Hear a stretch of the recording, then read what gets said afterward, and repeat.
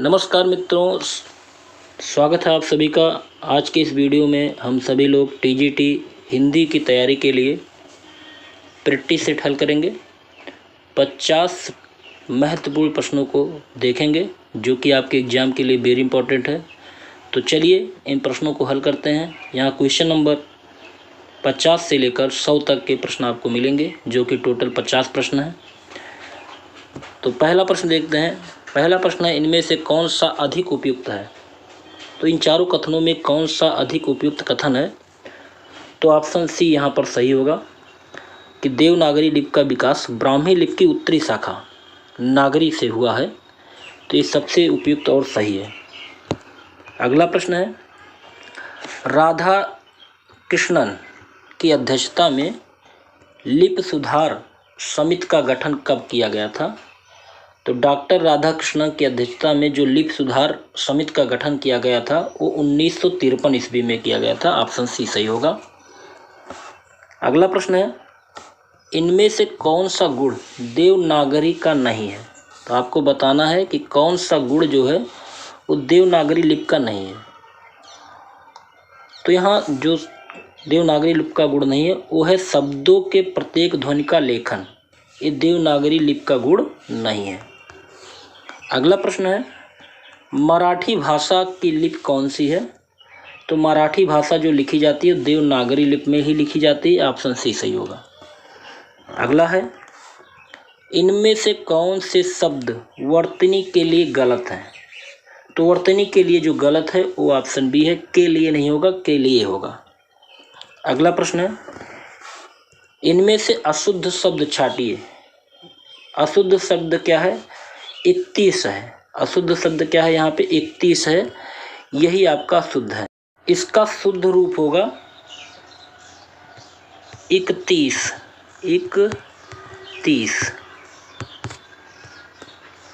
ठीक। चलिए अगला प्रश्न देखते हैं। सरकारी कामकाज की वह भाषा जिसे संविधान ने सरकारी कामकाज के लिए स्वीकृत किया वो क्या कहलाती है? तो कहलाती है राजभाषा। ऑप्शन डी सही होगा। अगला प्रश्न है, किस देश के बहुसंख्यक लोगों की भाषा क्या कहलाती है? तो किसी देश के बहुसंख्यक लोगों की भाषा उस देश की राष्ट्रभाषा कहलाती है। अगला प्रश्न है, संविधान में किस धारा के अंतर्गत हिंदी को राजभाषा घोषित किया गया? तो हिंदी को राजभाषा घोषित किया गया था धारा 351 का प्रथम अनुच्छेद। अगला प्रश्न है, हिंदी दिवस कब मनाया जाता है? तो हिंदी दिवस मनाया जाता है 14 सितंबर को। ऑप्शन सी सही होगा। अगला प्रश्न है, खड़ी बोली हिंदी का विकास किस भाषा में हुआ? तो खड़ी बोली हिंदी का विकास जो हुआ था अपभ्रंश भाषा से हुआ। अगला प्रश्न है, अपभ्रंश भाषा में लिखित रामचरित कौन सा है? तो अपभ्रंश भाषा में लिखित रामचरित है पाउम चेरेऊ, स्वयंभू की रचना है। अगला प्रश्न है, अपभ्रंश भाषा का विकास किस भाषा से हुआ? तो अपभ्रंश भाषा का विकास जो हुआ था वो हुआ है प्राकृत से। ऑप्शन सी सही होगा। अगला देखते हैं, हिंदी का प्रथम प्रचारक कौन था? तो हिंदी के प्रथम प्रचारक के रूप में स्वामी दयानंद सरस्वती को माना जाता है। अगला प्रश्न है, कौरुई का दूसरा नाम क्या है? तो कौरुई का दूसरा नाम है खड़ी बोली। ऑप्शन सी सही होगा। ब्रज भाषा का विकास किस अपभ्रंश से हुआ? तो ब्रज भाषा का विकास सौरसेनी अपभ्रंश से हुआ। ऑप्शन डी सही होगा। खड़ी बोली का दूसरा नाम क्या है? तो खड़ी बोली का दूसरा नाम कौरुई है।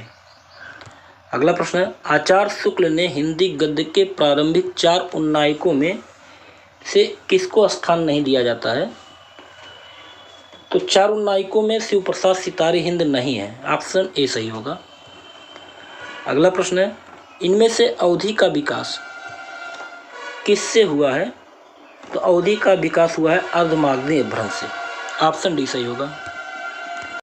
अगला प्रश्न है, ढूंढारी बोली का दूसरा नाम जो अधिक प्रचलित है क्या है? तो जयपुरी को ढूंढाड़ी बोली के नाम से भी जाना जाता है। अगला है, इनमें से कौन सा कथन असत्य है? तो यहाँ सही विकल्प होगा ऑप्शन ए, बोली का क्षेत्र भाषा से बड़ा होता है। ये आपका असत्य है। अगला प्रश्न है, अपभ्रंश के भाषिक एवं व्याकरणिक रूप का विवेचन किसने किया? तो अपभ्रंश के भाषिक एवं व्याकरणिक रूप का विवेचन किया था हेमचंद ने। ऑप्शन डी सही होगा। अगला प्रश्न है, इनमें से कौन सा जोड़ा ठीक नहीं है? तो राम प्रसाद निरंजनी भाषा योग वशिष्ठ सही है। सदल मिश्र की रचना नास्तिक उपाख्यान है। लल्लू लाल की रचना प्रेम सागर है। मुंशी सदा सुखलाल की रचना रानी केतकी की कहानी नहीं है, बल्कि ये इंशाअल्लाह खां की है। तो ऑप्शन सी सही होगा यहाँ पे। अगला प्रश्न है, दक्षिण भारत हिंदी प्रचार सभा की स्थापना किसने की? तो दक्षिण भारत हिंदी प्रचार सभा की स्थापना महात्मा गांधी के द्वारा की गई। अगला प्रश्न है, इन मागन में छोरिन के पीहर ए, इन मागन में छोरिन के पीहर ए, यह किस बोली का वाक्य है? तो ए है ब्रज भाषा का, तो यहाँ पर बी सही होगा। अगला प्रश्न है, इनमें से कौन सा मेल उचित नहीं है? तो मारवाड़ी का संबंध छत्तीसगढ़ से नहीं है। ऑप्शन सी यहाँ सही होगा। अगला प्रश्न देखते हैं, इनमें से हिंदी का एक रूप क्या है? तो हिंदी का जो रूप है रेखता भी है, हिंदुस्तानी भी है, उर्दू भी है।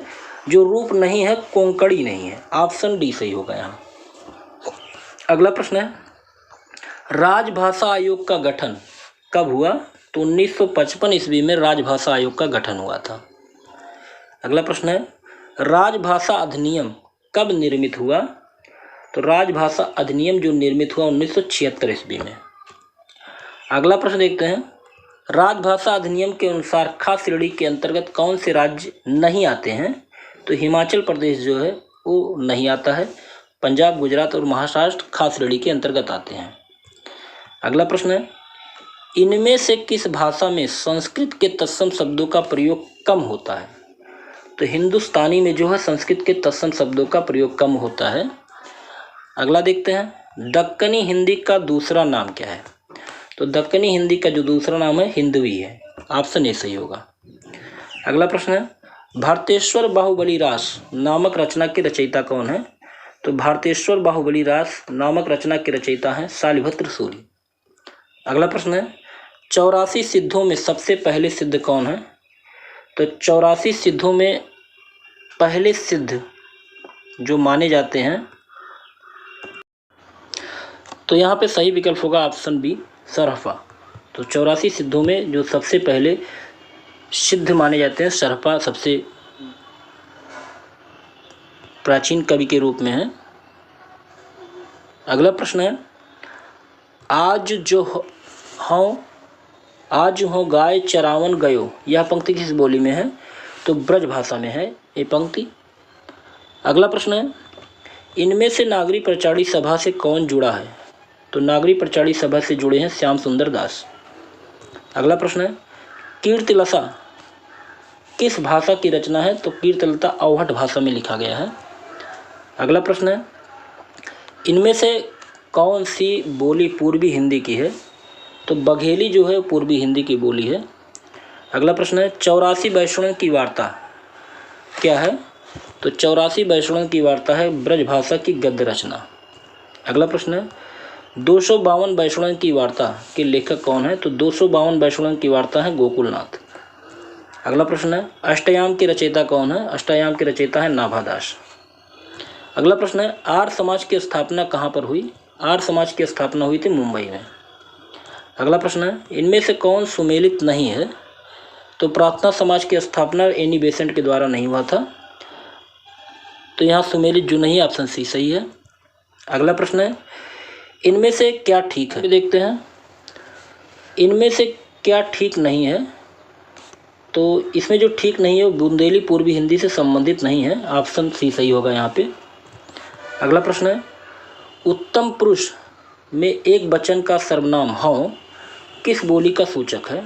तो उत्तम पुरुष में एक वचन सर्वनाम का हौ ब्रजभाषा से संबंधित है, ऑप्शन डी सही होगा। अगला प्रश्न है, इस समय हिंदी क्षेत्र के अंतर्गत कितने प्रदेश हैं? तो इस समय हिंदी क्षेत्र के अंतर्गत कुल टोटल हैं 10 प्रदेश, ऑप्शन बी सही होगा। अगला प्रश्न है, भूतकाल के कितने भेद होते हैं? तो भूतकाल के कुल 6 भेद होते हैं, ऑप्शन बी सही है। अगला प्रश्न है, सही मेल कौन सा नहीं है? तो जो सही मेल नहीं है वो है भोजपुरी लखनऊ। तो लखनऊ की बोली भोजपुरी नहीं है, तो ये सही मेल नहीं है। अगला है, रामायण किस भाषा में रचित है? तो रामायण जो है संस्कृत भाषा में रचित है, ऑप्शन डी सही होगा।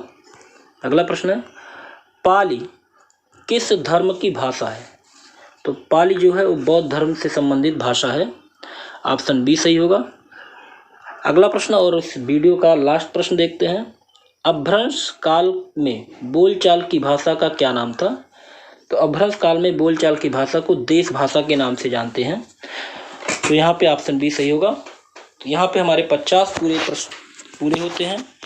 आपको ये वीडियो कैसा लगा? अगर अच्छा लगा हो तो चैनल को लाइक ज़रूर कीजिएगा, सब्सक्राइब जरूर कीजिएगा। ऐसे महत्वपूर्ण प्रश्नों के साथ फिर मिलते हैं, तब तक के लिए जय हिंद, जय भारत।